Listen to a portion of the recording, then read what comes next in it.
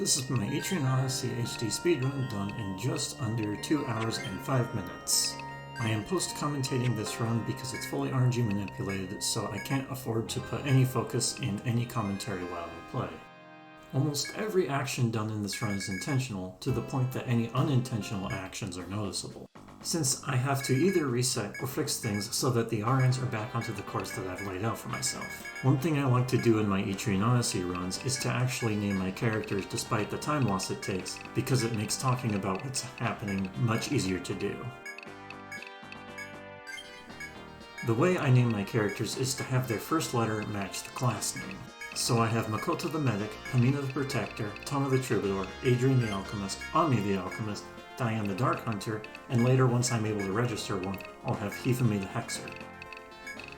I don't give a name to any characters that are exclusively registered together, so I have one survivalist called C for Chop, who I'll call the Chopper.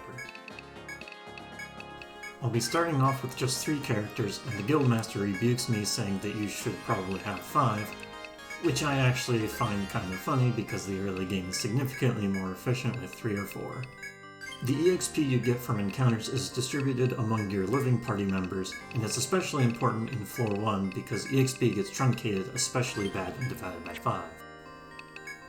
The roles I have for my first 3 party members is Pamina to parry and tank damage, Tana for back row chip damage and to use Stalker, which is the encounter reduction skill, and Adrian to use Poison. Poison is incredibly powerful in the early game since the damage scale is way higher than anything else you have access to, and the damage isn't reliant on the levels of your party members. The drawbacks of Poison are that the damage caps at 255 per turn, and it doesn't always proc against enemies that have ailment resistance. But since this run is RNG manipulated, each time I use Poison is a time that I know it will proc. One fun thing here is that I go into the apothecary to buy 1 Medica, which is the full extent of healing items I need for the entire first stratum.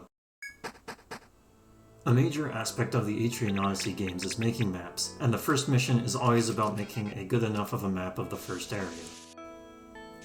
The 2 strategies you can use when speed mapping is to either figure out the bare minimum of mapping you need to do and do just that, or what I prefer to do is to rush drawing the whole map and not fix any mistakes that I make. This route is not the same as the fully manipulated run on the DS version, because you can't do Royal Land skip on HD, which is a very difficult boss to beat on lower levels, which makes it a huge bottleneck when coming up with a route. Once I get to 3rd Stratum, I end up going in a completely different direction compared to any of the DS routes. With how the RNG is laid out in the HD version, it's impossible to make a well-planned speedrun without RNG manipulation. That said, I have done the overall strategy of this route without any planning or following any notes. However, there are points where I make use of very unlikely events to save quite a bit of time. For those of you who have played this HD version, you've probably experienced a lot of the battle effects being unusually slow. If you turn VSync off, these slow effects are completely removed and works like you would normally expect. It seems that this game is very poorly optimized for VSync.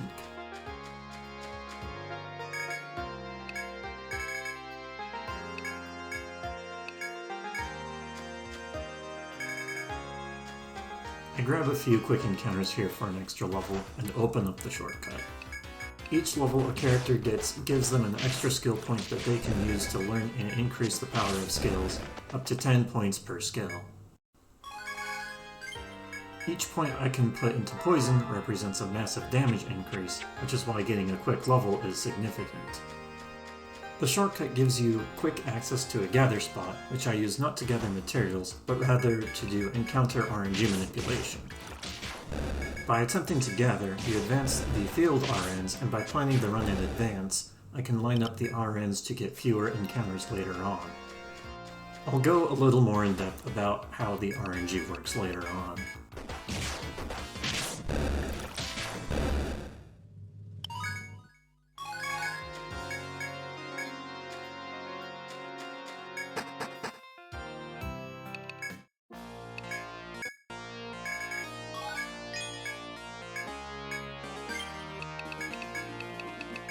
Once you finish the first mission of mapping the first floor, you get access to Ariadne threads, which allows you to warp back to town from anywhere.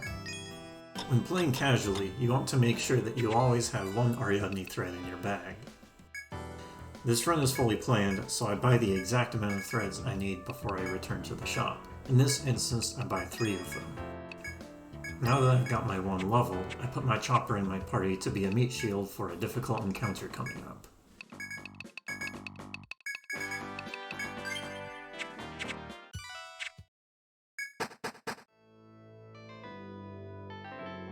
I'm going to take the aforementioned shortcut I just opened and attempt to gather 3 times, which ends up cutting out 2 random encounters.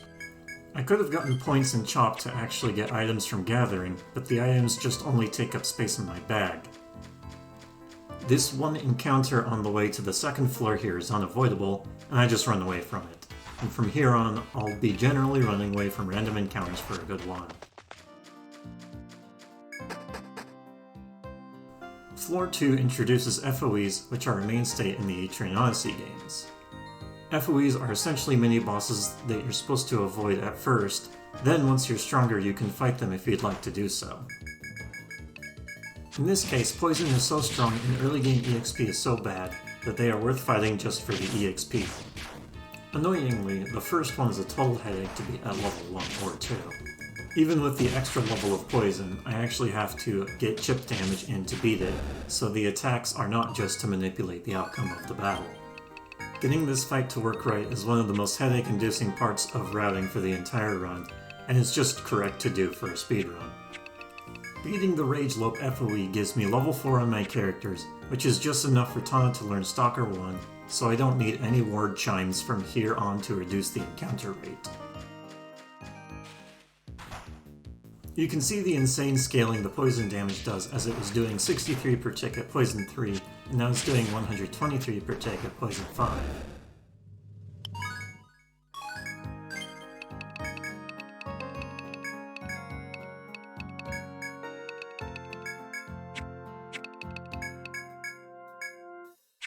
If I were to try to go straight to the next floor from here, I would get a random encounter. So with the next FOE, I'm going to run into it and then run away, which resets the number of steps to the next encounter. On floor 3, I do very specific movement in order to not get a random encounter. This movement minimizes danger, which is what we call the number that increases until you get to the max danger value to trigger an encounter. And the max danger value is determined by the current field RN. Here's something that was added in the HD version, which is a quick save on the field. I can just save and reload at any point in the dungeon to reset both of the RN values back to the initial state, which I will call an RN reset from here on. Essentially, I couldn't get the outcome I wanted here with the RNs I was currently on. The Stalker FOE has a fairly high ailment resistance, which means that Poison 6 has a 33% chance of proccing, compared to the Rage Lope 4, which Poison 6 has a 55% chance of proccing. You also see the power of Pamina's parry skill, which negates one attack. Any hit that I would take here would one-shot whoever it hits. I was on parry 4, which only has an 80% chance of negating an attack, but now that I got an extra level, I have the skill point to use to get parry 5, which has a 100% chance to negate an attack. Higher parry levels give you a chance at negating an extra attack, but I only need to negate 1 per turn.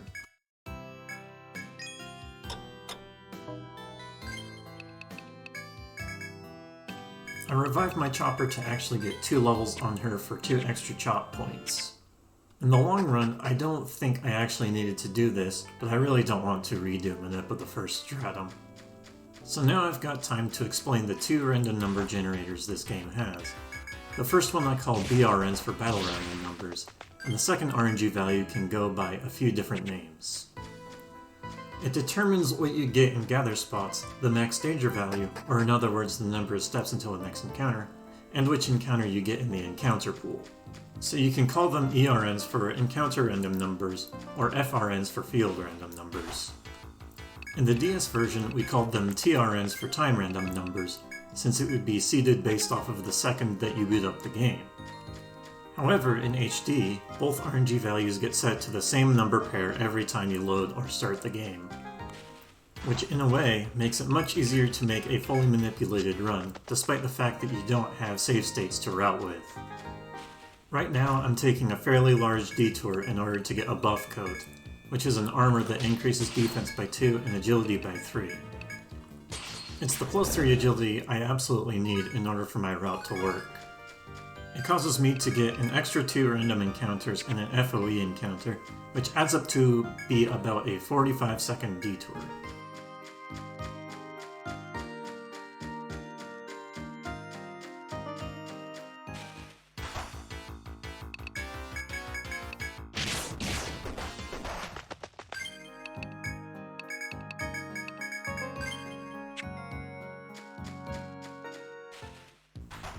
I got lost in my notes here.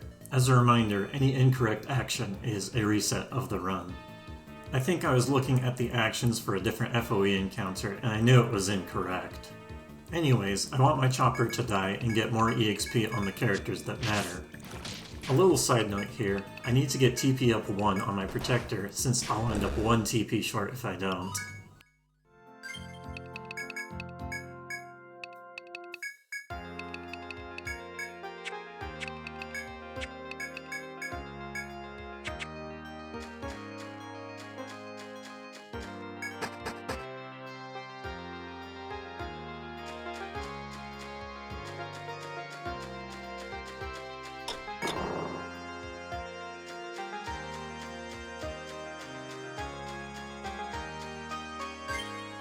The random encounters on the 3rd floor are really dangerous to fight in any capacity, since many of them have 4 enemies in them, and they hit even harder than the ones on the previous floors. I was pretty lucky to not have to wiggle the battle RNs to immediately run away from the encounter I do get. This Kuyutha FOE is really annoying to dodge when playing casually. It's nice to just run straight into it and kill it.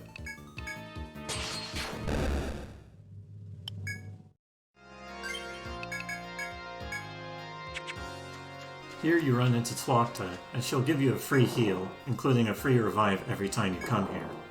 Once you complete the first stratum though, she's no longer here to give you free heals.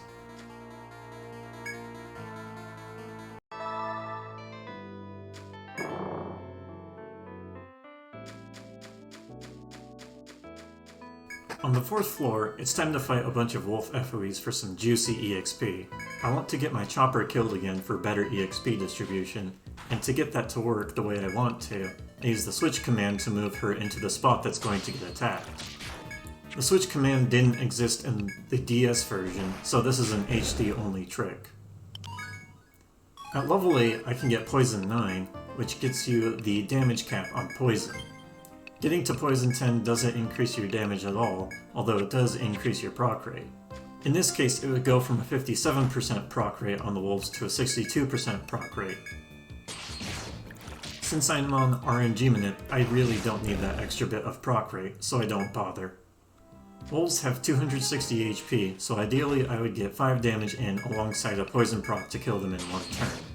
I get that to happen a few times, but not every time. At level 9, I can get Stalker 6 on Tana, which gives a significantly higher boost to encounter reduction compared to Stalker 5, and it's barely any weaker than Stalker 10. The reason why is because danger values use single-digit numbers and is subject very heavily to rounding errors, or in this case, it's truncation. Each tile has a danger value from 0 to 9 that is added to your current danger value until it hits the current max danger value, which is somewhere between 16 to 64 based off of the current field RN. Nearly all of the tiles on the correct path through the dungeon have values between 0 through 4, mostly being 2s and 3s.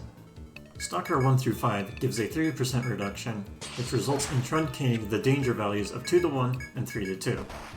Stalker 6 gives a 35% reduction, which truncates the danger value of 3 down to 1. This essentially means that the encounter reduction you get on about 1/3 of the tiles goes from being 33% efficient to 66% efficient, which is a huge upgrade. Take a route through this floor that is more steps but minimizes danger. Combined with a high max danger value, I get through all of floor 4 with 0 encounters.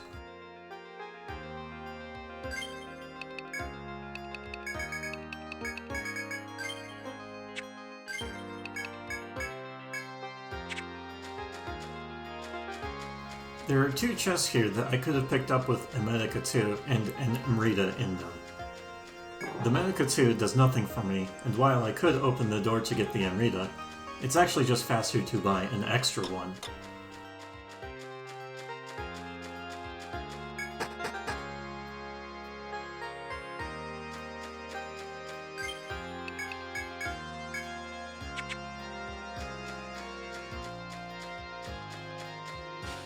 My chopper got revived, so I gotta get her killed off again. The field RNs lined up really weirdly here, to where I get an encounter exactly on the gather spot, which means I couldn't advance the RNs for an ideal encounter rate for the next encounter. I can influence the next max danger value, which means that I'm not getting another random encounter after this one on this floor. Also to note, if I mess up my stalker usage or take an extra step at any point here, I'll get a different encounter and be off the RNG manip, since there is a different encounter group on exactly the gather tile.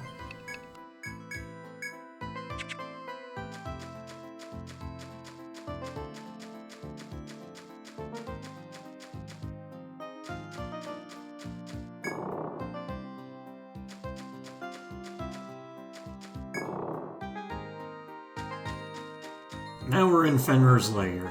If you can get a poison proc on this skull FOE on turn 1 to kill it on turn 2, you can do Fenrir skip to just walk past the boss. You still have to fight Fenrir to turn in the mission, but doing this Fenrir skip lets you fight the skulls in the back so they don't join in the fight, and you also get a preemptive when you do fight Fenrir. The convenient thing here is that I can change my party to get my EXP distributed how I like it, and the preemptive makes RNG manip on Fenrir trivial to do.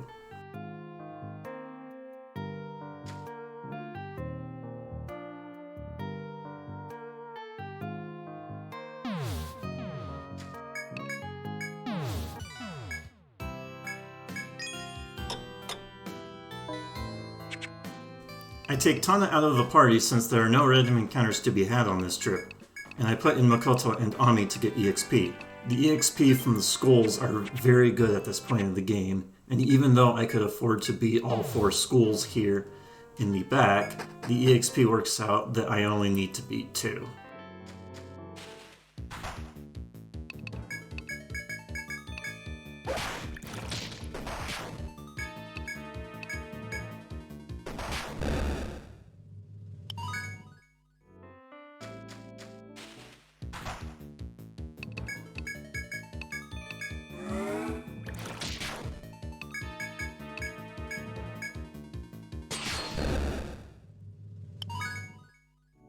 Once I beat the 2 skulls, I go back down to the second stratum and do an RN reset. This lines up both the battle and field RNs to where I want them.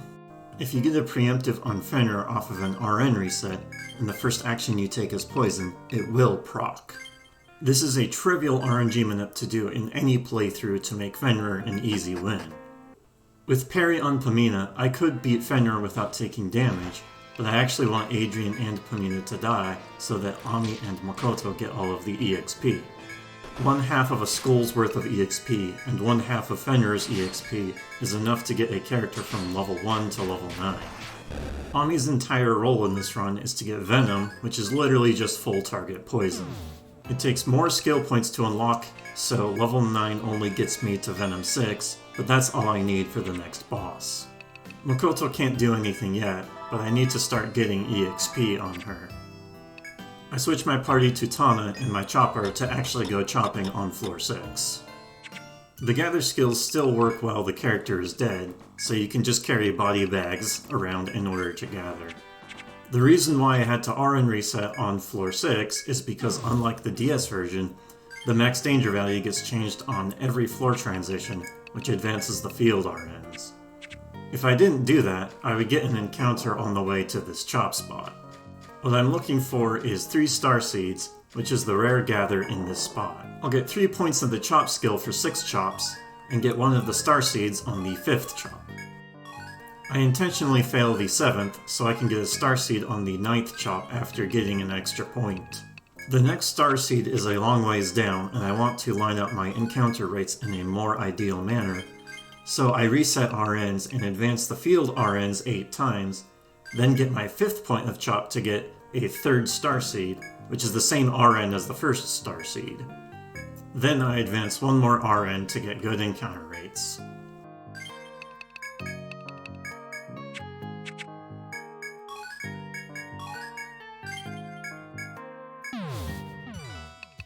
I switch to a full party of 5 and equip the +3 agility buff coat on Etrian, which may or may not have made a difference. I'll explain how agility works later on when it's actually important. Selling the 3 starseeds lets me buy star charms, which each give plus 10 TP, and I get 3 of them on Ami for extra venom uses. This isn't why I went out of my way to get the star charms, since I could just use extra Amritas, but they save a lot of time later on to make the detour worth it, so I might as well equip them now. I have a full party of 5 to maximize my run chances on each fight, and so I don't have to change my party at all for the rest of the stratum.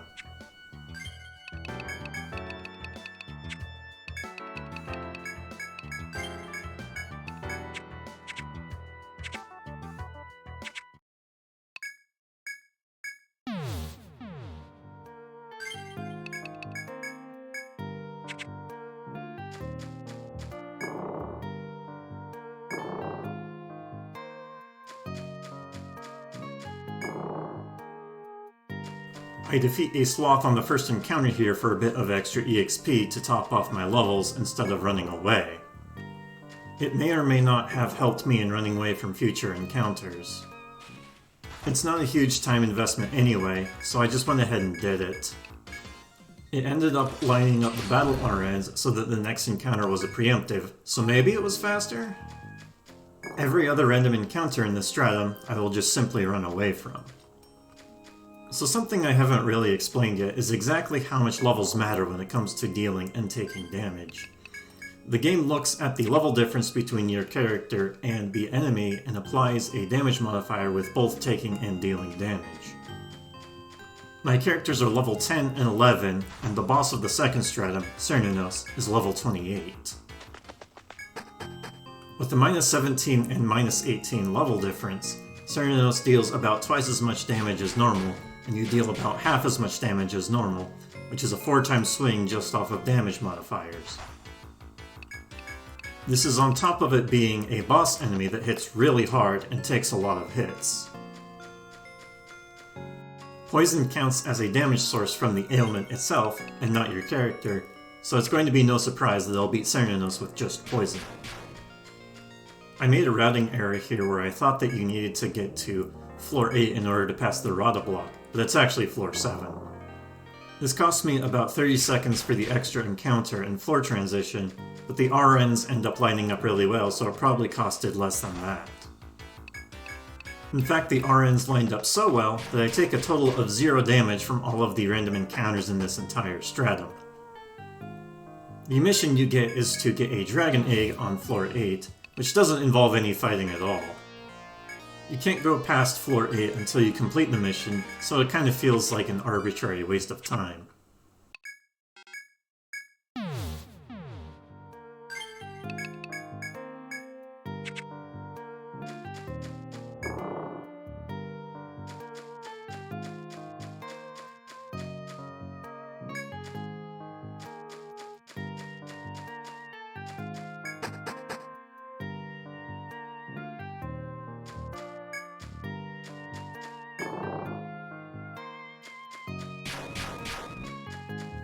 I take the free heal right here, which I need to do at some point during the entire stratum, for the sole reason that Tana just barely runs out of TP purely from using Stalker.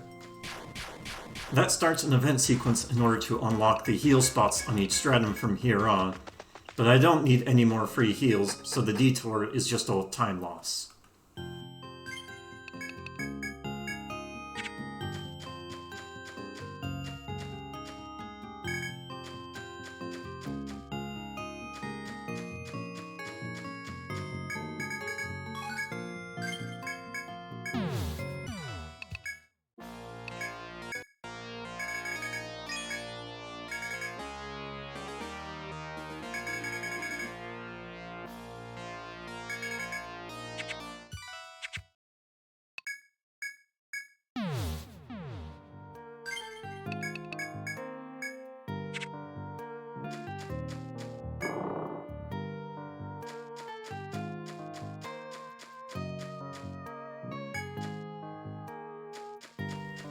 This sloth encounter is the only random encounter I get on the entire trip. Normally with the DS version, it's not uncommon to get 0 encounters through this whole trip, since the max danger value doesn't change on floor transitions. But here on the HD version, every field RN has to line up correctly to get no encounters, since the max danger value does change on each floor transition.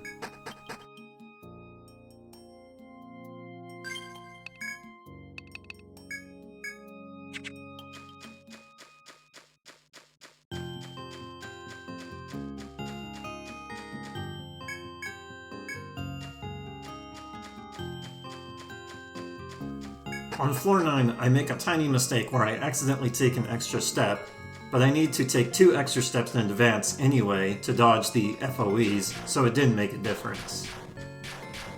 It meant that I got more danger than I normally would have, but the max danger value in this case was so high that I didn't need to take an optimal danger route.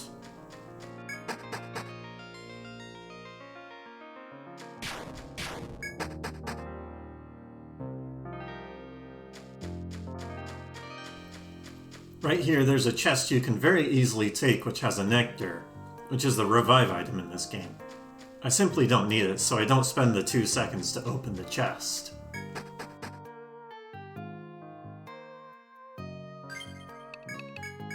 After getting this floor 9 shortcut, I have 2 options. I can go back to Rada Hall to get my mission, or I can go to floor 10 and fight the Moa, which is what I go with. It's possible to run away from the Moa using a random encounter, which is faster to do, but I couldn't see that working with my lineup. Looking back on it, I think it might have been possible to fight the Moa on the next trip without taking damage by making heavy use of RNG manipulation. That would have been about a 10 to 15 time save. Fun fact, the max danger value here ends up being 16, which is the lowest possible value, and the path to the Moa with Stalker 6 on generates exactly 15 danger. You can see that right as I'm going into the Moa to fight it, the encounter indicator is red. The Moa FOE has a full target physical attack that will one-shot anyone in my party. It will never do more than 1 hit against any one target, so Pamina is invincible so long as she is using parry. The end result is that everyone else dies from that attack, so I have to revive everyone when I go back.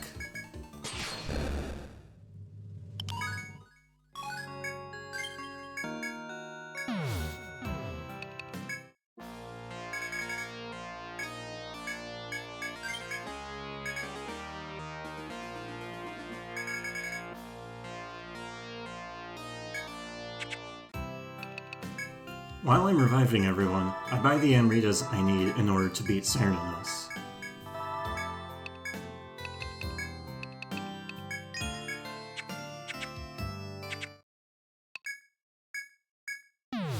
The upcoming field RNs suck for encounter rates, so I go ahead and RN reset right here. The base field RNs off of a reset are below average, so I'd prefer to not have to reset when possible.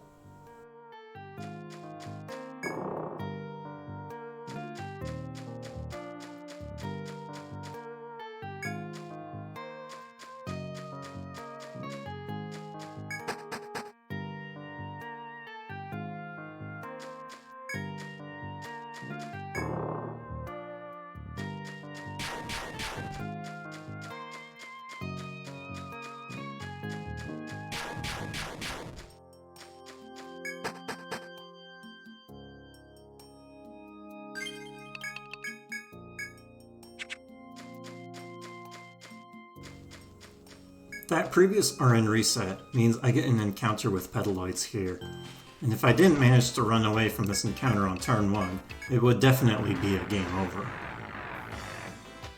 Petaloids will always try to put everyone in your party to sleep, with an 80% proc rate on each character, and only attacks when everyone is asleep. These guys are notoriously deadly, and one of the main reasons why I try to avoid grinding in the second half of the second stratum in any of my playthroughs.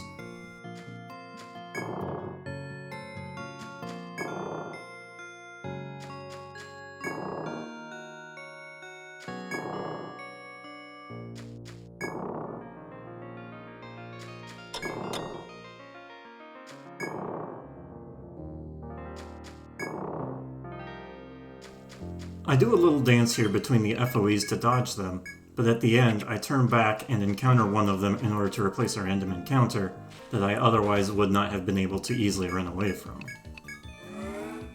This max danger value right here is what I went after with that RN reset earlier. It's a lot of steps until the next encounter.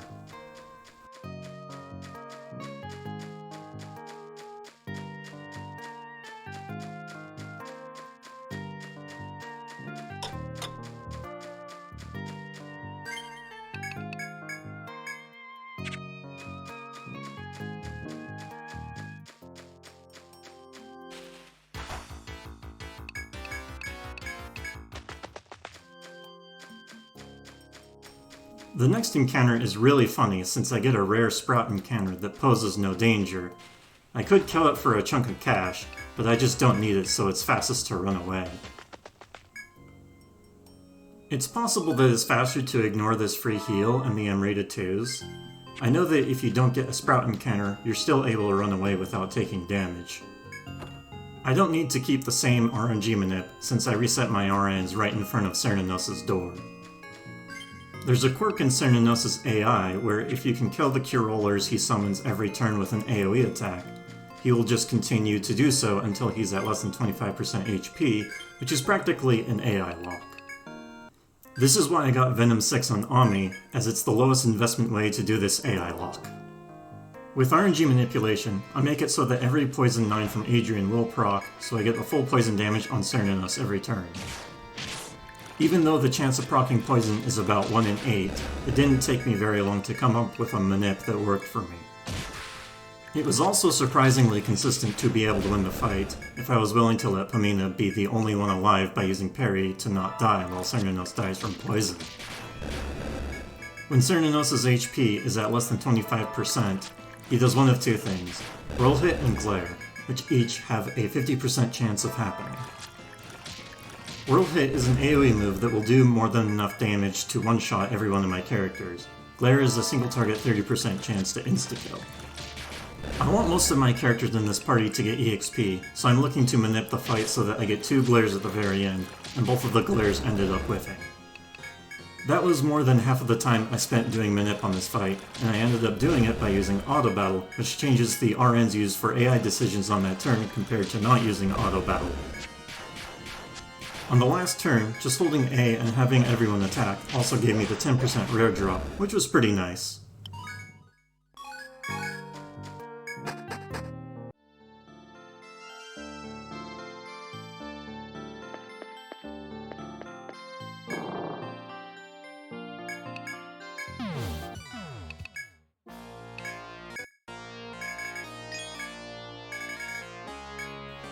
I report to Rada and go right back into the dungeon. I just need to move my party around to preemptively parry the next attack. The mission here is to map the next 2 floors, but that description is a little off. On floor 11, you don't need to worry about the map at all, and you just need to step on enough tiles. For floor 12, you do need a good map, and you also need to enter Royal Lance Room in order for it to count. You can talk to some guards on floor 11 here to reveal some map for free. I don't know if that's needed, but it takes very little time to do.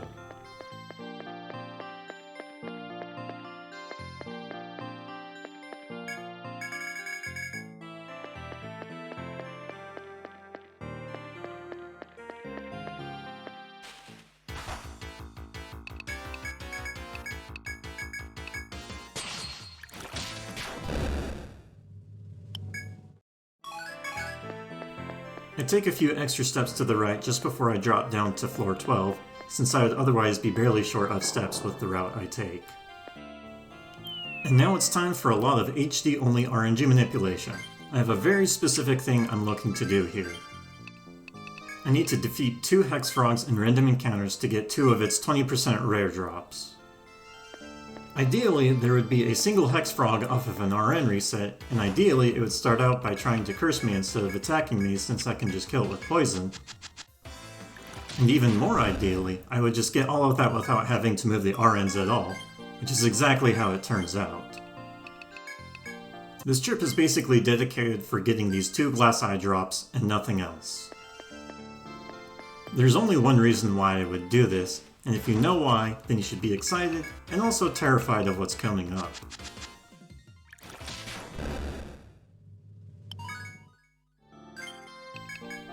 I take some extra steps here to get more map filled.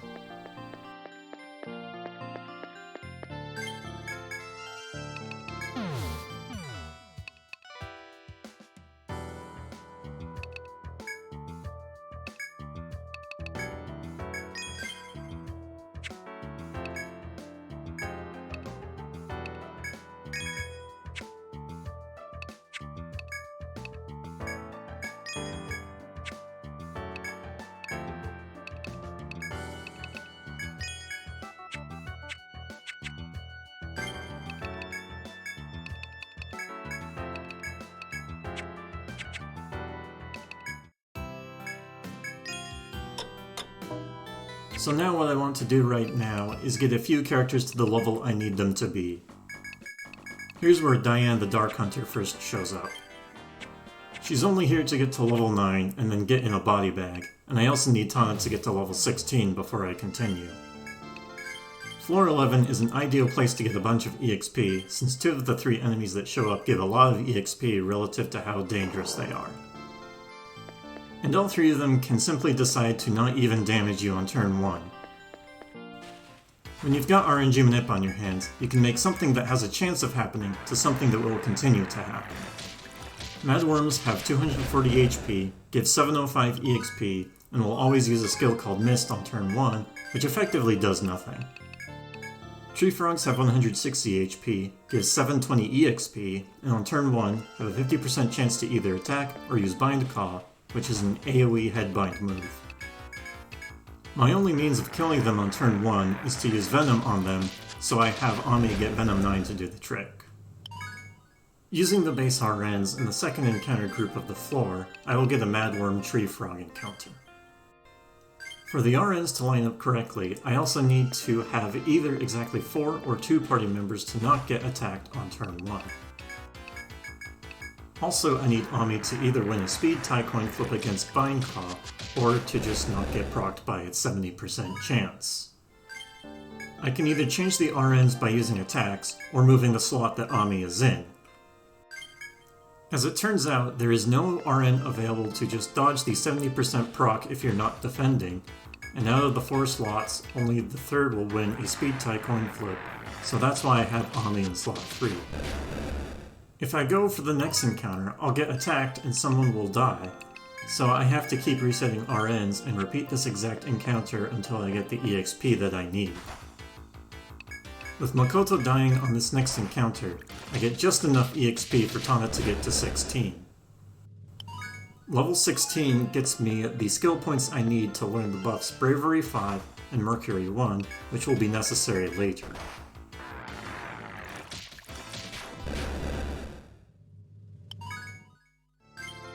Ami has done her duty for the run, and the star charms now go to Makoto, which is why I got them in the first place. So that was grind number 1 on this floor, now for grind number 2. This is where Makoto will reveal her role as a battle medic by learning Caduceus 1, which is a powerful staff attack. Those 2 glass eyes I got lets you buy a gem staff, which is the best staff I can have at this point. Higher levels of Caduceus cost more TP, so it'll be faster to grind here with just level 1. What makes Caduceus even better is the fact that it's a bash elemental attack, which very few attacks are. And Tree Frogs are weak to bash and volt, so it won't take much for Caduceus to be able to one-shot a Tree Frog. You know how I said that with that exact encounter I had earlier that you wouldn't get attacked on either exactly 4 or 2 party members? Well, it's time to show the 2-party member version of that, with Makoto using Caduceus and Etrian using Poison. So you might be wondering, why do I have Etrian using Poison instead of Ami using Venom? The short and quick answer is that Ami gets headbound from losing the speed tie, and Etrian doesn't. As for why, this is where I get to explain how agility and turn order works in this game. Turn order is based off of agility chunks of 5, so 0 through 4 is in one chunk, and then 5 through 9, then 10 through 14, and so on. If any 2 characters fall in the same agility chunk, then they fall in a speed tie and their order is randomly chosen. With a normal attack, there is no speed modifier, so the chunk you fall in is exactly what your agility is. Each skill has a speed modifier, and for the most part, these speed modifiers slow you down. Tree frogs have 32 agility, which is pretty high compared to the roughly 15 agility that our characters have. However, Bind Caw has a speed modifier of 10, meaning that it cuts down to 10% of the agility of the character, which gives it 3.2 speed, and thus it falls under the slowest 0 to 4 agility chunk. While Venom and Poison are identical in damage and proc rate, the speed modifiers are much different with Venom being 20 and Poison being 60. To outspeed Bind Caw with Venom, you need 25 agility, whereas Poison can outspeed Bind Caw with just 9 agility. Caduceus has a speed modifier of 20, which is the same as Venom, but the speed tied to dodge the headbind doesn't matter because Caduceus is an arm skill.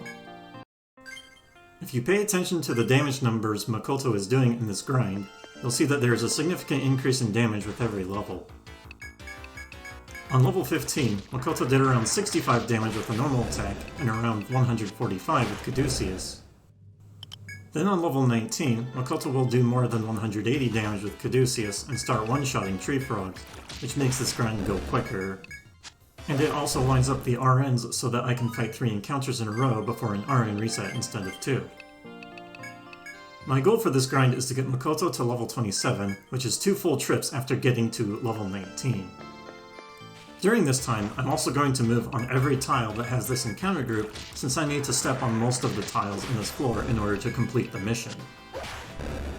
You'll also notice that I will go back and forth on 2 specific tiles in the B4 coordinate area on the map. These 2 tiles have a high danger value of 6, which makes it so I don't have to move as much to get into another encounter. I mentioned that there is a third enemy that shows up on this floor, and that is the Death Ant. They have 100 HP and give 500 EXP. They die to poison just as much as the Tree Frog and the Madworm, and they have a 30% chance to use Acid, which is a speed debuff and effectively does nothing. The higher chance to get hit by them, plus the worse EXP, makes it a less ideal enemy to fight. As it turns out, this encounter group on this floor that I have been using does not have any Death Ants, which makes this spot a very convenient place to grind in general. To give you some more context on the EXP numbers, the Wolf and Skull FOEs in the first stratum are by far the best source of EXP in that stratum. They have 260 HP and 400 HP, giving you 525 and 612 EXP respectively.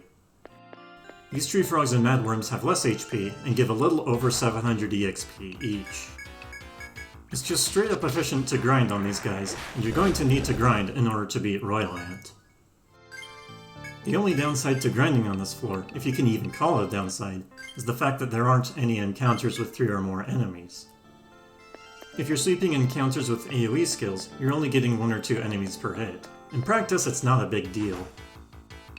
Anyway, this is all I have for commentary until this grind is over, so if you want to skip to that point, then skip 8 minutes ahead to the 52-minute mark of this video when Makoto gets to level 27.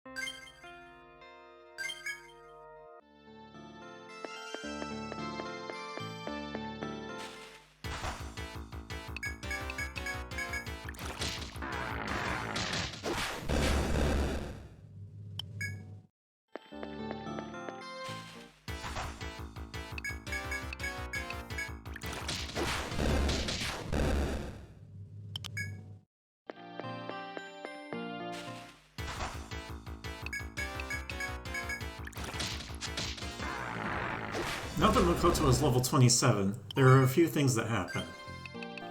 One is that she gets 25 agility, which means that Caduceus now falls in the 5 to 9 agility chunk, which breaks the RN sequence of this grind for the worse. However, that's fine, because it's also the exact breakpoint where we can do grind number 3, and starting grind number 3 is exactly why I need the buff code. Remember that I said that tree frogs have 32 agility? That means that their normal attacks fall under the 30 to 34 agility chunk. Equipping the buff coat onto Makoto gives her 28 agility. That's not quite enough to get to 30 agility, but that's still okay because we had Tana learn Mercury, which is a speed buff. Mercury 1 gives you a 10% agility increase, which gives Makoto exactly 30 agility to enter the speed tie with tree frogs. Agility isn't the only thing that just barely works either. With Bravery 5, which is the attack buff, a normal attack from a level 27 Makoto does just barely enough damage to consistently one-shot a tree frog. This is the well-known reinforcement tree frog grind that we're now able to start. Starting on turn 3, tree frogs have a 70% chance to summon another tree frog if there are less than 3 enemies around. With RNG manipulation at hand, you can make that number much higher. On top of that, by using auto battle, that causes the AI to use different RNs to decide what to do. After beating the 30th tree frog, you stop getting EXP, but with the way the RNs lined up, I only go to 28. At the end of the fight, I need Tana to get hit and die so that Makoto gets all the EXP, while still being able to finish the fight on her own. Tana dying does mean that I have to revive her if I want to do this again. Thank goodness I have a medic that can learn revive. In the span of 2 minutes, Makoto went from level 27 to 31, and I can keep doing this exact sequence for a while. I do make a mistake here and not RN reset. Thankfully I'm able to run away and I only lose 20 seconds.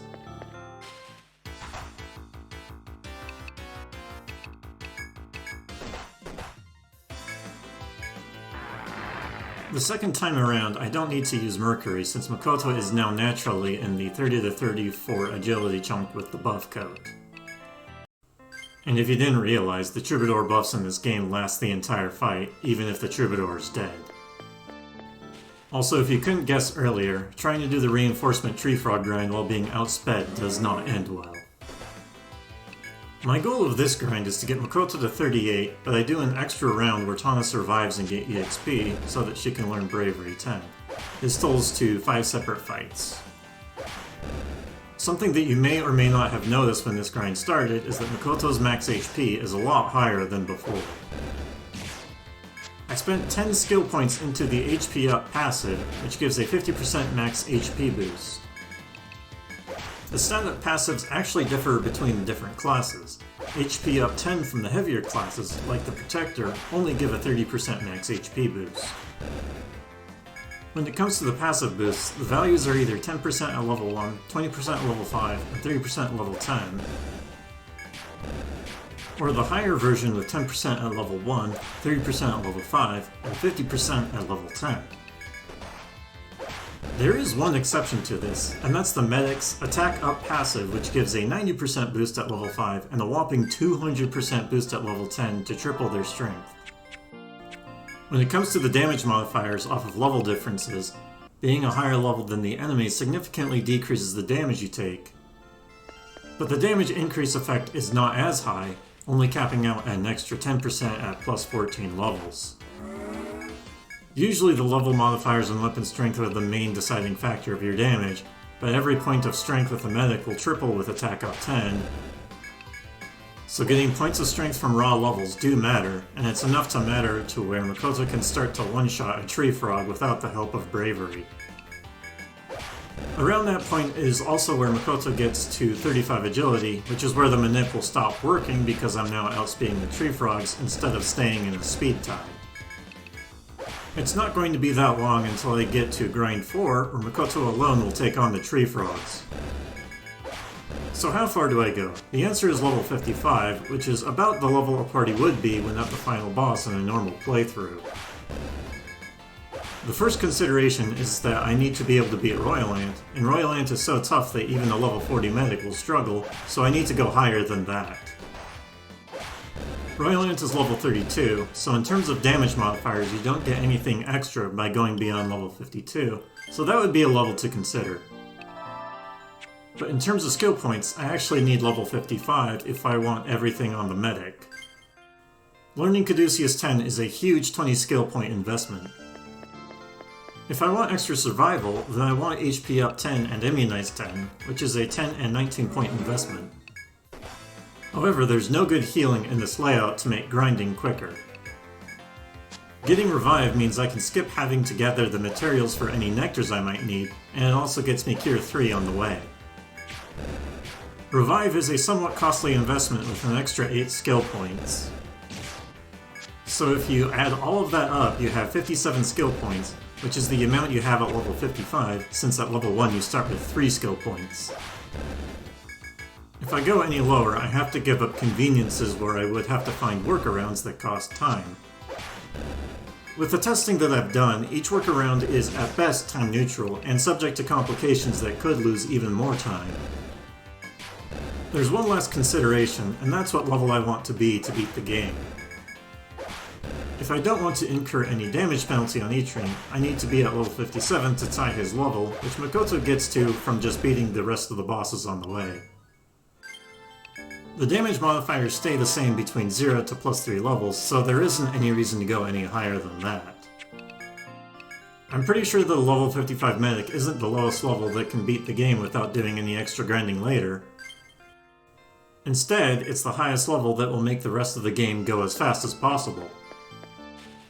Essentially, I'm leveling up until there's no longer any reason to do so, because this grind is just so damn efficient.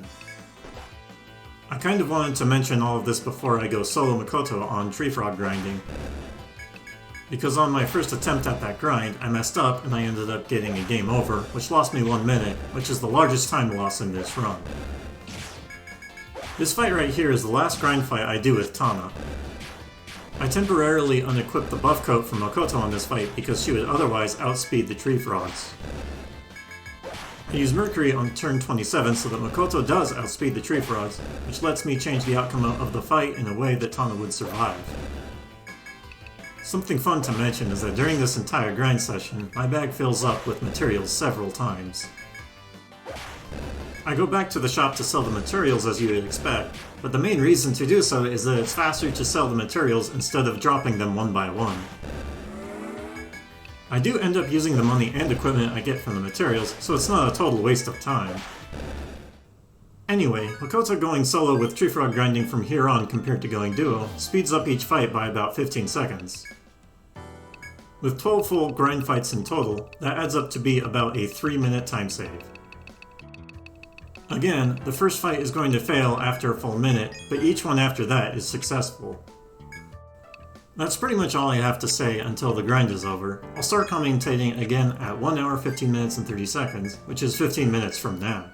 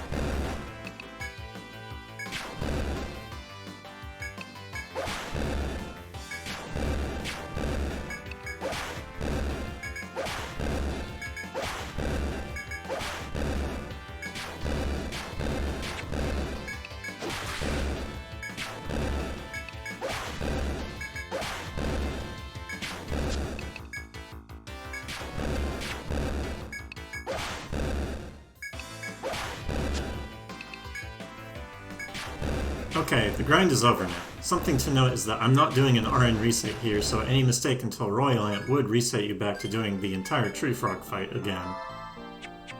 Those 25 levels worth of skill points are spent all at once into Caduceus 10 and Immunize 10.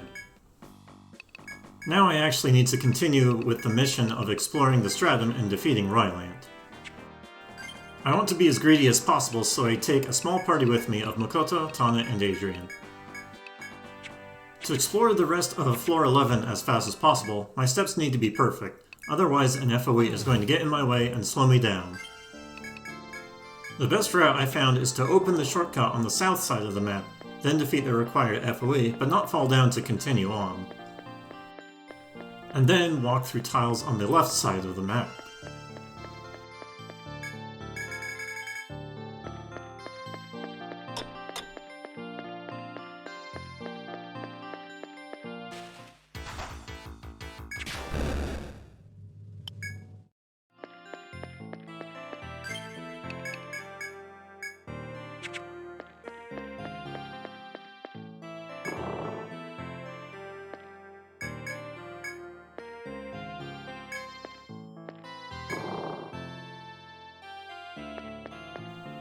This is where we start to see the full brunt of Caduceus damage, since in the Tree Frog grind I only ever needed to do enough damage to one-shot a Tree Frog. The 600 damage here is actually a bit reduced, since ants here other than Royal Ant resist 25% of the damage they take from physical elements. It's barely possible to squeeze through these square hallways without taking any backtracking steps to let an FOE pass by. I'm also going to cut it pretty close to avoid getting another encounter.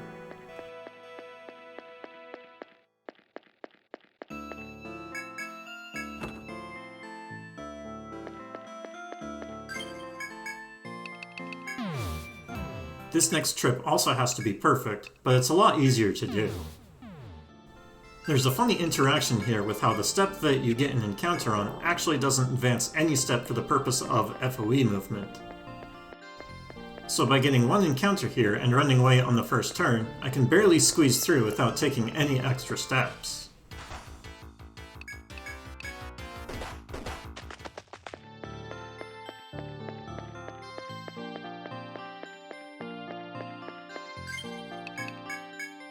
Once I go to the right to step on a few extra tiles, I get the clear message for floor 11.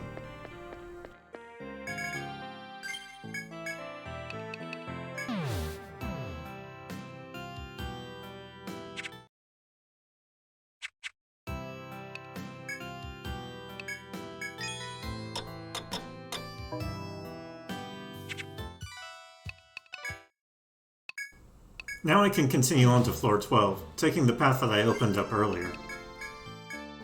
Here's where we are actually going to see Immunize 10 in action.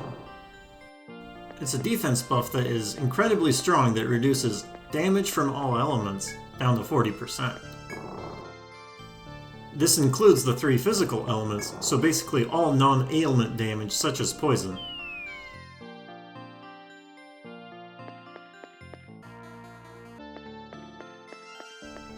Instead of fighting through these ants, I'm doing a trick where I can pass through an FOE by having it join in on a fight, and then running away in the direction that the FOE came from.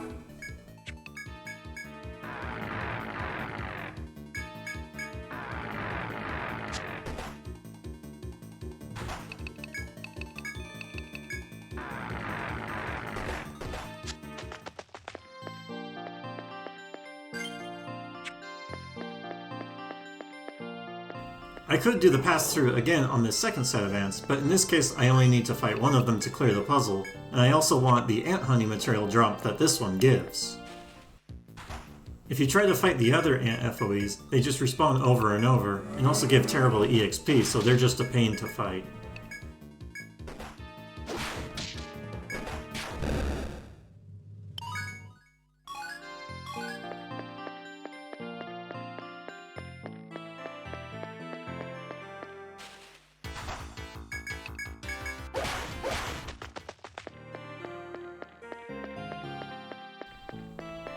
Now we go into Royal Ant's room. Normally you would open up the shortcut, go back and heal, and then fight her with everyone topped off, but I don't need to do that. I can just heal up a little bit and be good to go. The way this boss fight works is that every turn there are Blood Ant FOEs that walk in on the fight, starting 3 to 4 spaces away and then join in.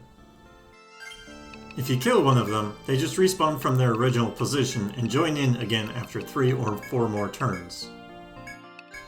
With Caduceus as my only real damage source, it would take a long time to bash down the ants one by one after beating Royal Ant herself, so I need Etrian to pick up the slack. Since he ended up getting a bunch of levels to help Makoto grind, I've got plenty of options. After a bunch of testing, I found that the best option was the most boring one of just using Venom on everything. One thing to note is that only buffs from Troubadours last the entire fight without refreshing. Each other buff in the game lasts 5 turns, including the turn you used it on. I used Immunize on turn 2, so I have to use it again on turn 6 to keep the effect.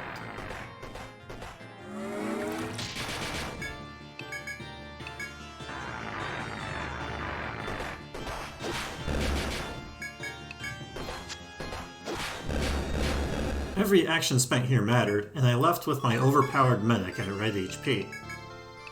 And here's where we see awkwardness with the medic carry. Makoto can't attack and heal at the same time, and if I'm healing, then I'm not advancing the fight. Using Immunize also has that effect, but the skill is so strong that if I can't just tank everything, then it's best to reduce the damage with Immunize than to heal it off. Anyway, it's speed mapping time. What I find kinda sad in the HD version is that you can't map and fight at the same time. You can open up your map in a fight, but if you put in any fight commands, the map gets put away. On the DS version, you can actually multitask fighting and mapping. It makes tree frog grinding more fun to do, since the multitasking involved makes it difficult and interesting to do. It takes me 90 seconds to complete this map. Once I get a notification, I can turn it in to complete the mission. I do need to take a step before the game checks that my map is good enough, so I don't get any notification mid-mapping.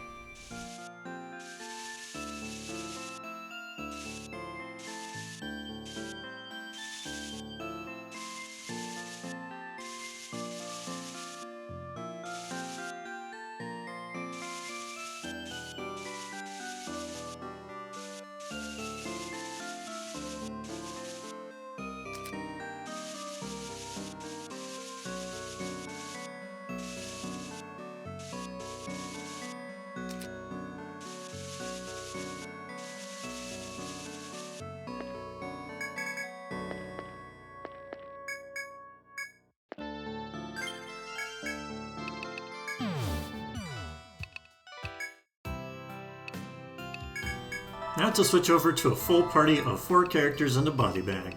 And I gotta make sure my tanky medic is in front of my squishy protector. My original intention here in terms of routing was to get a little more than the base 3 levels of chop points, because I need exactly 2 strawberries and 3 bug nests from the chop spot, and getting that to work with only 6 gathers might just be asking too much.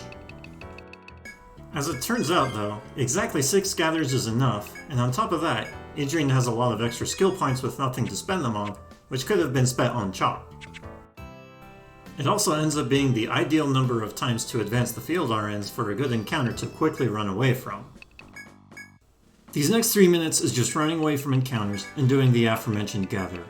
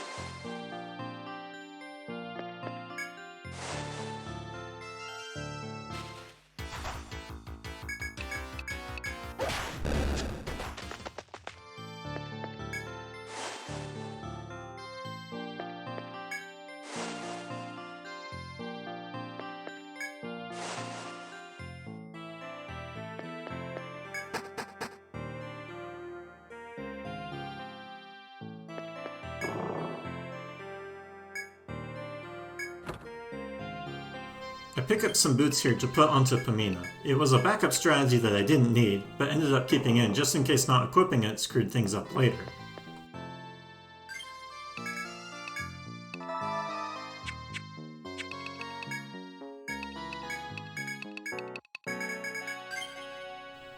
The next boss, Triangle, has two phases, with the first one actually being the scarier one. It cycles between 5 skills of 2 AoE ice skills, a single target tackle, an attack debuff, and a full bind skill. The full bind skill is the scary one since I simply can't have it hit Makoto. It turns out though, I have just enough damage to push through and phase change just before the bind skill would come out on turn 5. The second phase is basically just tackle, and sometimes put up a fire resistance buff, and sometimes do an ice AoE. The most ideal thing to have happen in the second phase is for it to just spam tackle against Pamina when she's using parry, so I don't take any damage at all. I had very few ways to wiggle the RNG here, and the fact that the fight went so well that I never had to heal or use immunize is basically a miracle. Pamina also needs the EXP from this fight in order for my route to work. I could have gotten EXP by grinding on floor 11, which is what I originally did while routing since I didn't expect this to happen. But yeah, a 40-second Triangle fight is pretty nuts. And to top it off, I got the rare drop in the fight, not that it really matters since I'm not using a survivalist.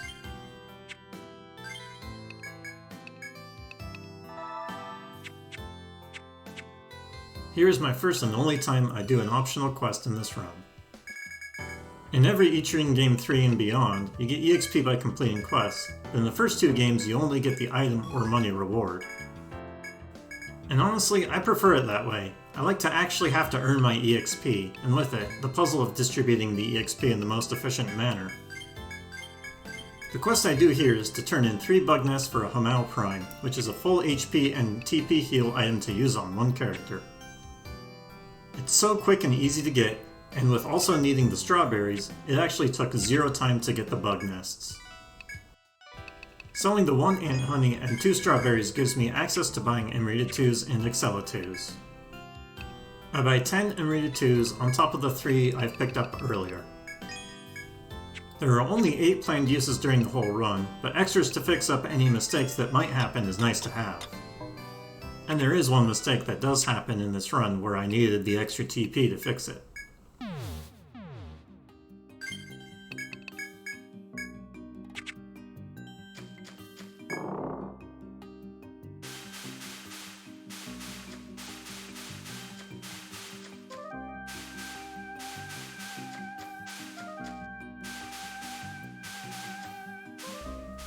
The beginning of 4th Stratum is a bit irritating since you have 2 Rada blocks in basically the exact same spot.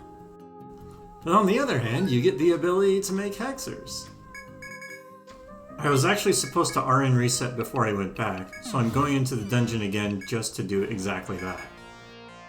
Saving and reloading at the end gives you a different field RN, and I never ended up needing to RN reset at the end.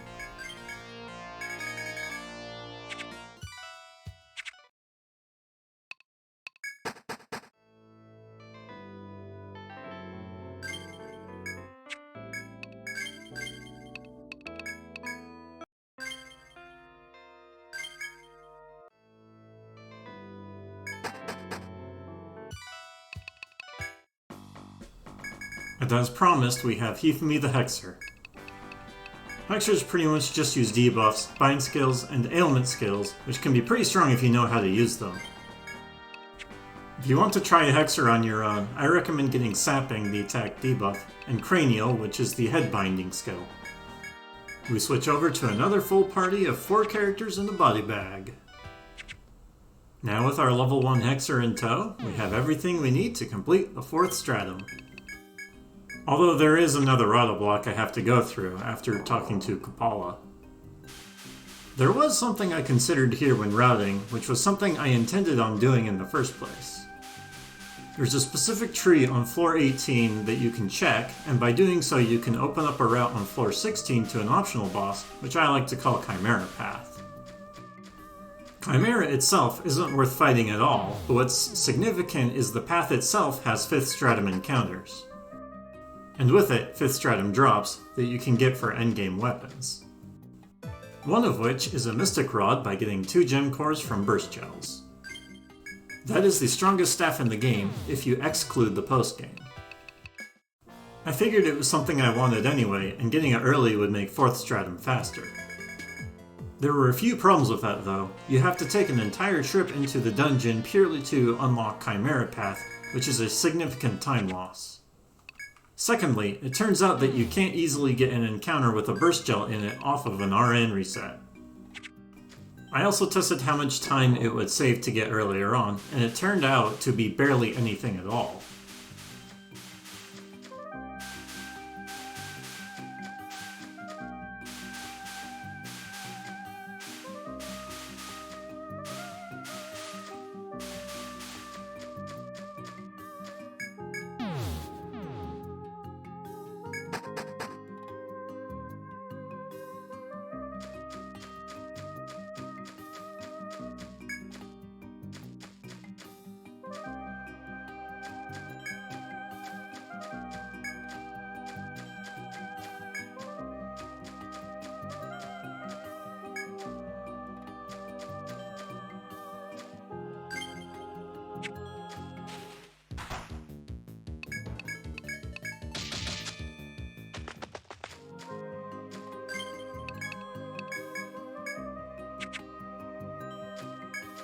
I did say that I'm completing 4th stratum in one go, but I still have to get the shortcuts because you get Rota Block after beating the boss. Here on floor 18, the Chimera Path trigger is in the B5 area of the map. The path to progress through the floor is on the bottom left, and there's an FOE blocking the way that we have to fight. This Diabolic's FOE does either a normal attack or a cursed skill. The cursed status in this game reflects half of the damage that you deal. If Makoto were to get cursed, she would die. Thankfully, I know what slot I can put her in so that she just doesn't get cursed. Also, I want to funnel as much EXP into Hifumi as possible, so I let Pamina die here. If you're curious, headbinding a Diabolix is the easiest way to deal with the curse status effect if you're not using RNG manipulation. And this is why Revive is just so damn convenient to have. If I want to funnel EXP in specific ways by giving some of my party members timely deaths, I can very easily pick up those dead party members to help fight and run away from encounters.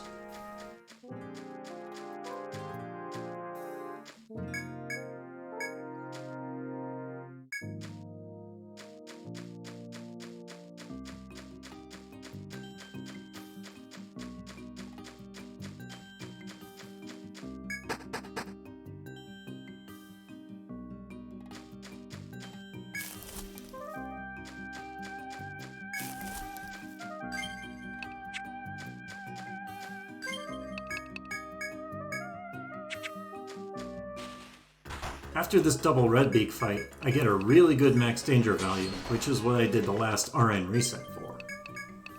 Unfortunately, both the battle and field RNs after that were pretty bad, so I actually RN reset right here. The max danger value is still saved, but I couldn't manage to get through this entire floor without an RN reset.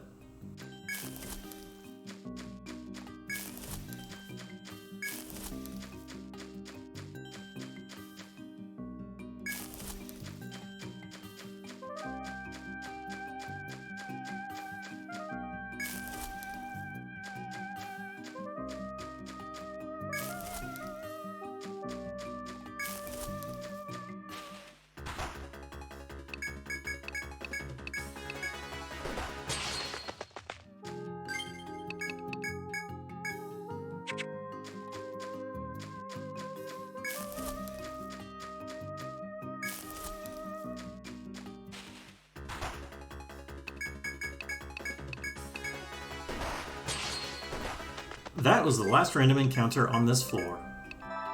So now we're actually going to see Diane do something, and that thing is Petrify.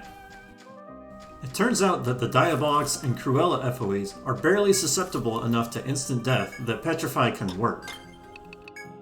I need to hit an exact 1% chance in order for it to actually proc. Right here, I also had Hifumi learn Leaden, the speed debuff, and Blinding, which blinds. A bit of an odd pair of skills.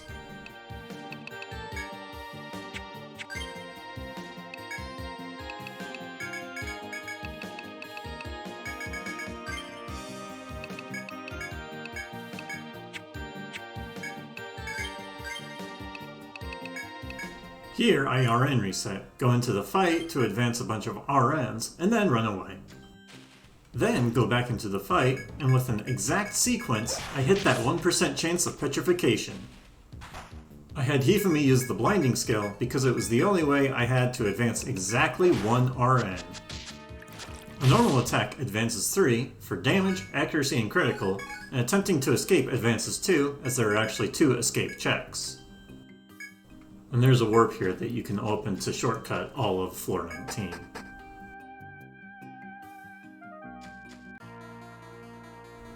And here's the infamous floor 20 of Etrian Odyssey.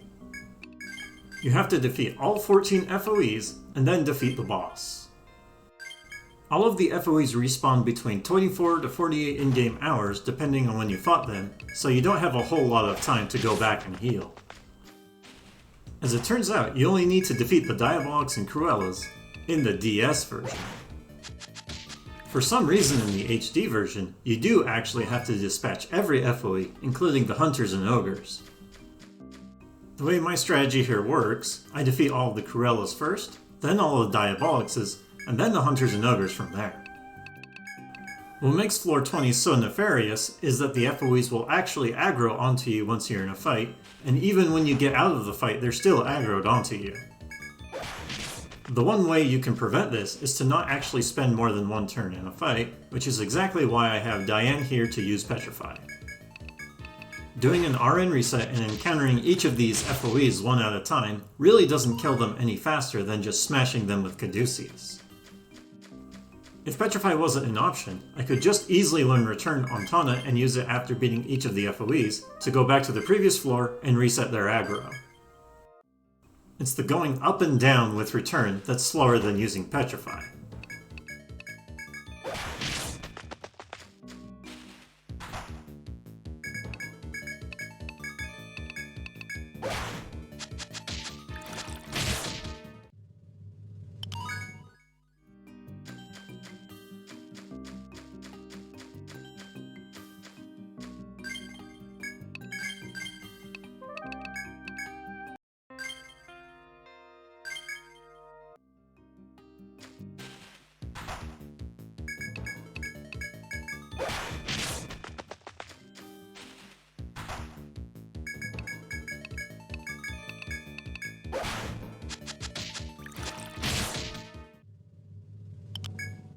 So now I'm going back to floor 19, and here's the mistake I said I was going to make. I need to get Pamina and Tana killed off right here, and I'm supposed to change my party order so that they specifically get killed off, and I forgot to do that. After thinking for a second, I decided to let everyone except Makoto die, and then revive Diane and Hifumi. This ended up costing me about 45 seconds. I used a bunch of extra TP to heal up, so the extra Amrita-2s came in handy. The reason why I needed those two to die off is that the Petrify minute for a Diabolics is different, and I could only manage to get it to work with exactly 3 living party members. The reason is that the status effect skills that these two FOEs have very different speed modifiers. It's this minute where I wanted to make sure that Diane got as few levels as possible. Petrify has a 20 speed modifier, so it's a very slow skill, and the minute calls for having it be the last action. However, the Dark Hunter is tied for the highest agility in the game, and the Hexer has the lowest agility in the game. If Diane gets too many levels compared to Hifumi, the turn order no longer works. I could use Tana or Pamina instead of Hifumi, but I want more levels on Hifumi, since the more she gets, the more things I can cut out of the route. It'll take a couple of minutes to take out all the Diabolicses.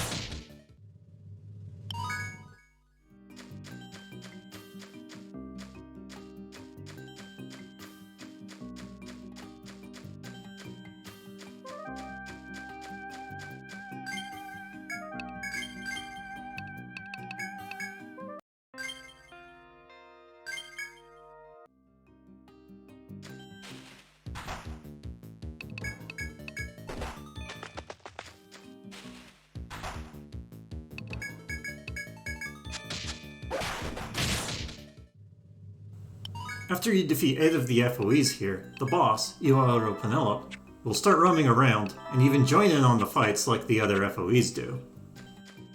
As it turns out though, Iwa will actually kill the FOEs in the fight instead of joining in with them. So what you can actually do is just have Iwa kill off the rest of the FOEs so you don't have to fight them. I am capable of fighting them, it's just slower.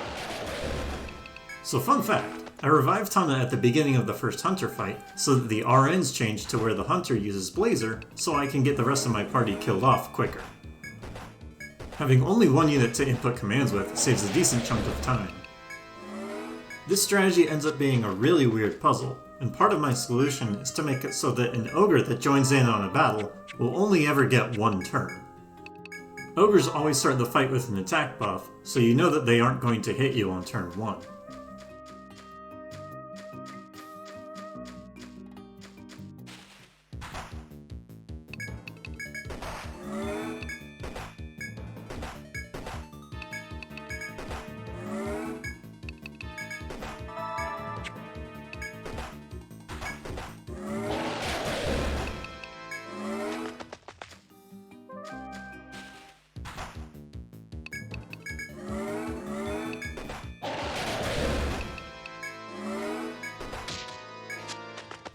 Now that all of the FOEs are dealt with, I need to revive, recover some TP, change my party order, RN reset, and then I'm ready to go.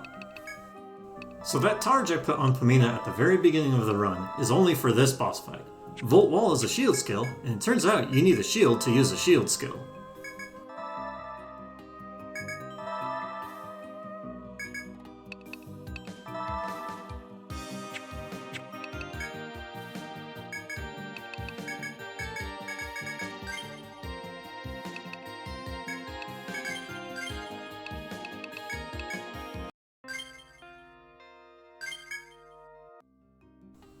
Iwa has 3 phases. In the first phase, it will always prioritize putting up a speed buff, which you can just cancel out by using Ledin from a Hexer to completely AI lock phase 1. In phase 2, Iwa will always use Volt Wing if nobody is paralyzed, so I use Volt Wall to cancel out that attack so nobody gets paralyzed. There's no cheese you can do on phase 3. It does a skill called Feathers, which is a physical random target AoE skill, and Deathbringer, which is a single target attack that can Petrify. I use RNG manipulation to set it up so that I don't have to heal, and the Makoto and Hifumi are the only ones alive at the end. Again, I'm looking to maximize Hifumi's EXP from this point on.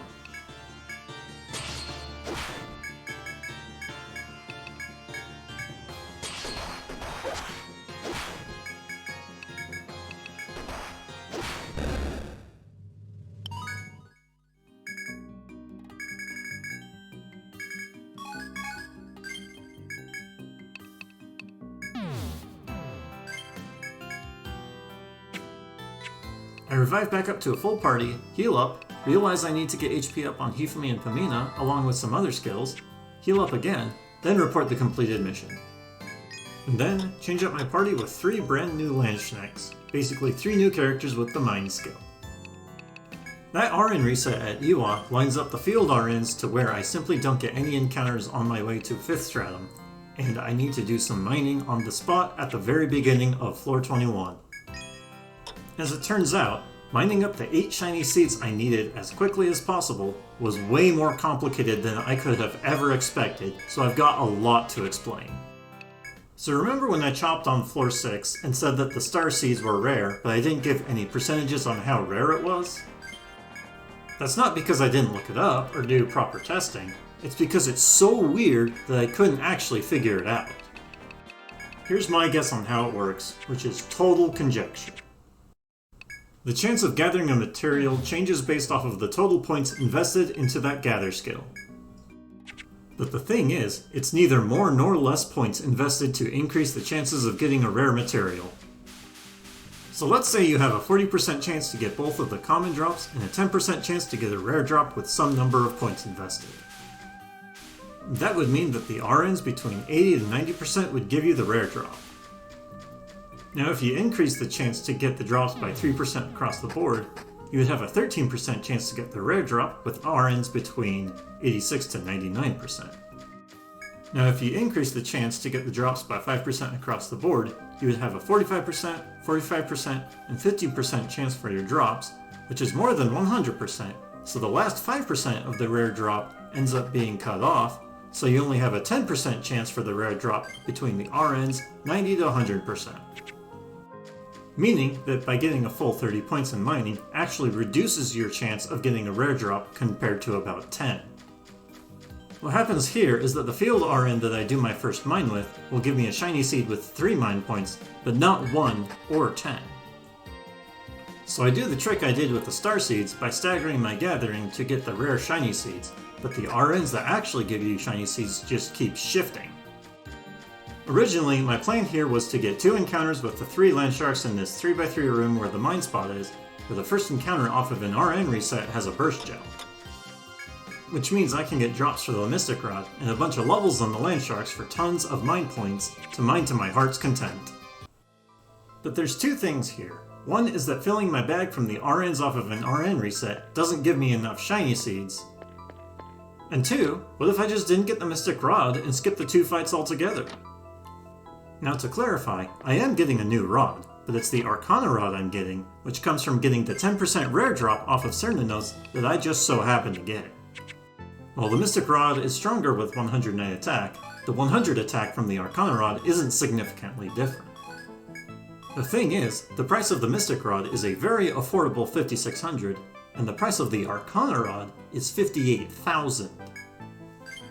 So essentially, I'm spending an extra 52,000 just to save about 1 minute of time. That's how much money just did not matter to me for the entire run. It turns out that having a medic that can just do everything is really nice to have.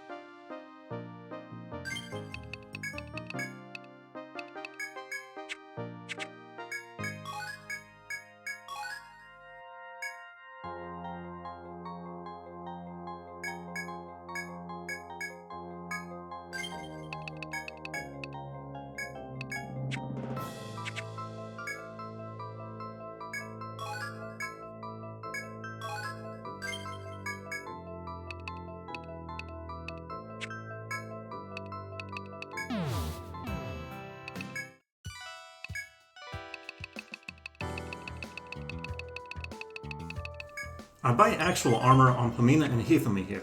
Normally armor just doesn't reduce damage enough to matter, but it did here. The armor I bought comes from material drops that you get from madworms and tree frogs, if you're wondering. In an older route, I actually got the drop for a dino plate for Hithami, and Pamina got more levels so she wouldn't die with the strat I have for Ren and Slaka, which is a boss fight that's coming right up.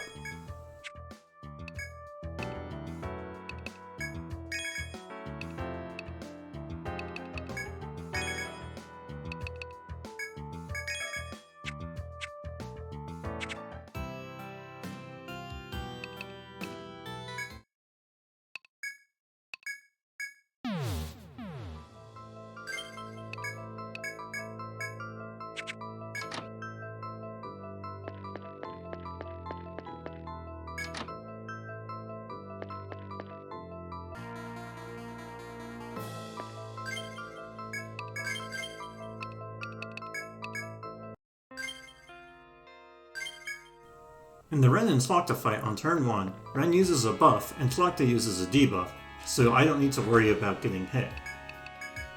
On turn 2, Ren uses Kubayuchi to try and 30% insta-kill whoever has the highest HP. Slaka would do more in this fight, but I had Hifumi immediately headbind her, so she can't even do anything. Turn 3 is where I get hit a bunch, and where Pamina and Hifumi needed proper armor. If any of your characters have less than 50% HP, Ren will smell blood and attack whoever has the lowest HP. As it turns out, that overrides just about everything else she does, so with Pamina at the lowest HP and parrying the attack every turn, Ren is in an AI lock. I rush down the squishier Slaka before she gets her head unbound, and the fight just becomes hold A and win.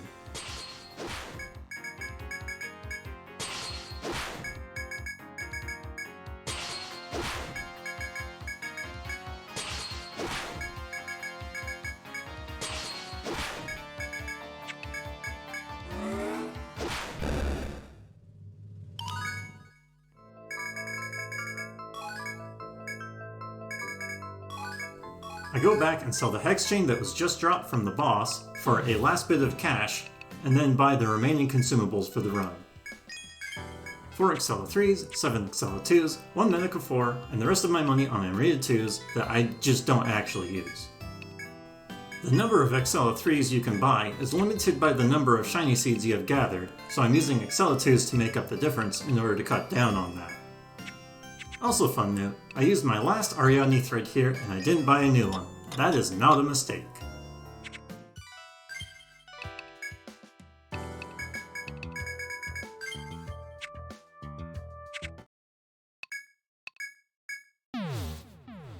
There's a long lull here with not much to say about what's happening, so I'll give a bunch of my thoughts on the routing of the game itself. What makes this uber medic strategy so good in this game is just simply how little the strategy even needs in order to work. You have the down staff that you can get in a chest in 2nd stratum, the gem staff from 2 glass eyes in 3rd stratum, and the mystic rod that you can get in 4th stratum with 2 gem cores. That's 4 item drops in total. You can also tree frog grind without using any of the oils or an imbue from a troubadour, since stabs uniquely have a bash elemental normal attack. And a high enough level medic can just heal and revive whenever needed, which means you can skip out on a lot of heal items. You just straight up don't even need to worry about money.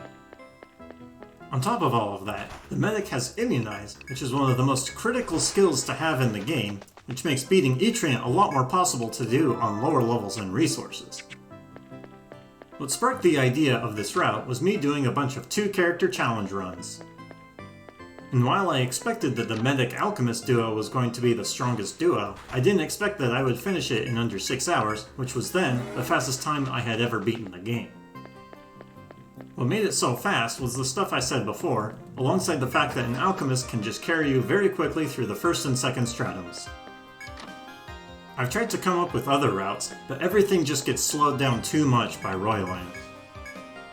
The problem is that the lowest level I've managed to beat Royland is with a party of 4 at level 25, and that was by stacking both Defender and Immunize. Grinding a party of 4 from level 13 to level 25 doesn't sound like it would take that much time, but it really does. Getting the party of 2 of Etrian and Makoto to level 25 takes 15 minutes out of the total 40 minutes of the grind. If you double the size of your party, you're doubling the amount of time taken, which means that a party of 4 at level 25 grinds for 30 minutes. In order for that to be faster, it has to complete the entire rest of the game within 10 minutes of the Uber Medic, which is just not happening.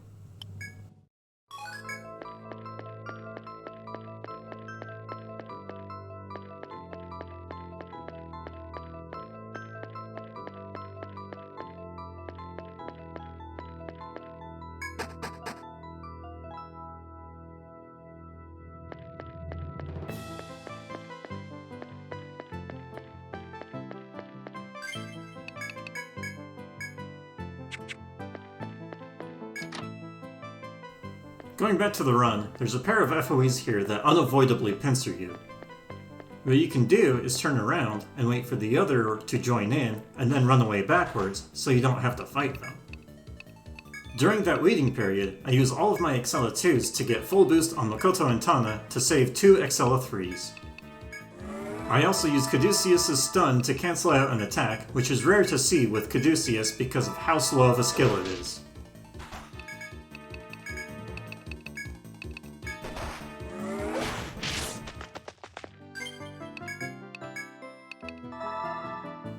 The FOEs still follow me, and that actually works out in my favor since I can use them to cancel the next random encounter, which would not go well.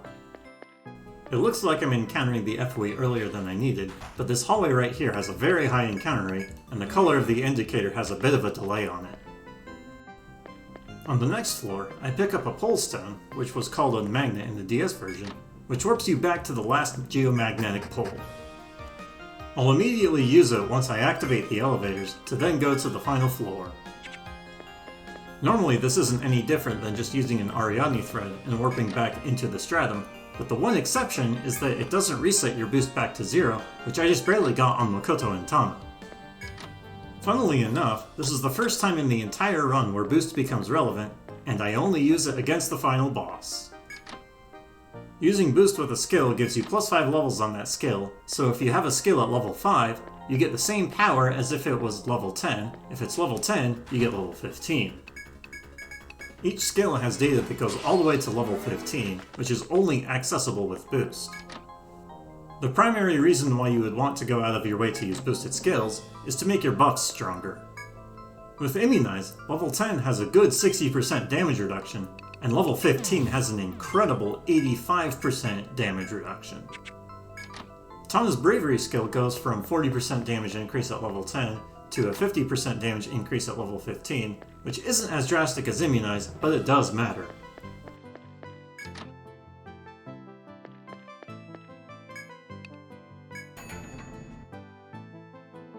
There are 3 things to keep in mind when fighting Etrian, the final boss. First off is that he just does insanely high physical damage, which is why I will be using Boosted Immunize as well as Sapping, which is the attack debuff that the Hexer has. Secondly is that he has a skill called Growth, which is a buff that will regenerate his health for a ridiculous amount each turn while it's active. As it turns out, corresponding buffs and debuffs cancel each other out, and the corresponding debuff to Growth is the Hexer's Relapse debuff. Finally, Etrian will use Resolve to cancel all of your buffs if your party has a total of 5 or more buffs across all of your characters, which is to say 1 buff on a party of 5 counts as 5 buffs. It might seem a bit weird that I'm talking about using both Immunize and Bravery when putting both of them up on a party of 4 counts as 8 buffs, but I have a way around that. The formation I have for the fight is 3 in the front and 1 in the back, which is a really weird formation.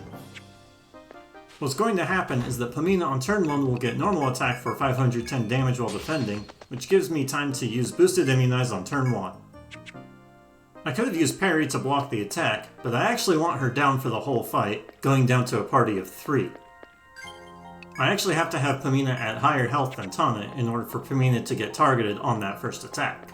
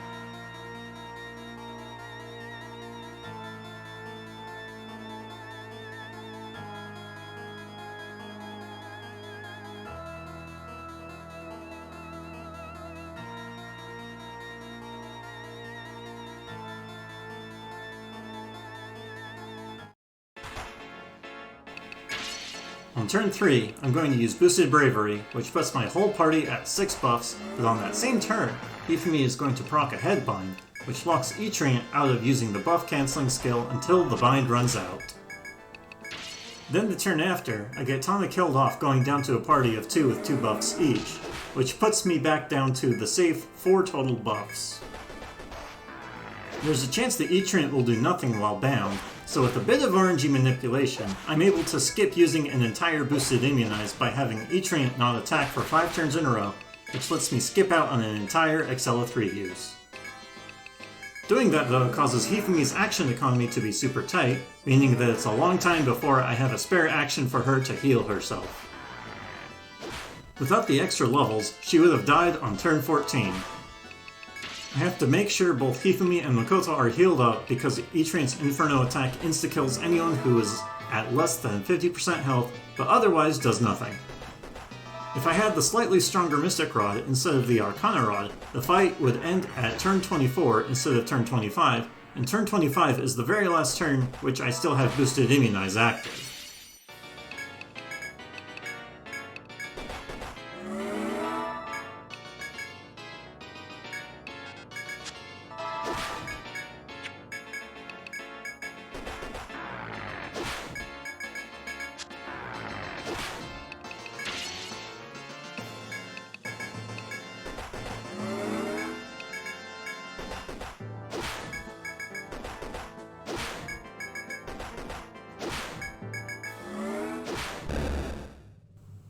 And that's the run. So this run had a few mistakes, and I didn't play super fast, so the time could come down by quite a bit. The question is, can this be a sub 2 hour run? And I've added the time loss of all my mistakes, and estimated slow play to sum up to be about 4 minutes total, which is just short of getting a sub 2. If I really wanted to get the time down, the best thing to do would be to optimize the route, which comes down to redoing first stratum, which is an absolute pain to do.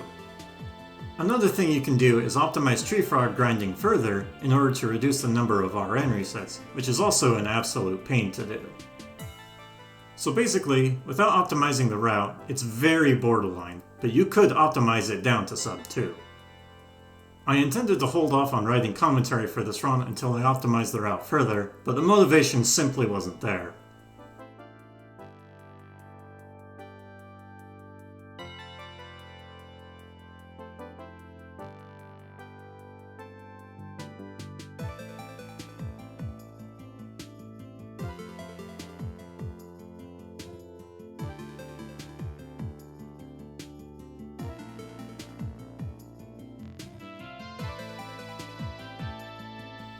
At the very least, the endgame time is sub 2 hours. It doesn't really count though, since there's a lot of save resets in the run. And this was the story of the one little medic that could. The end.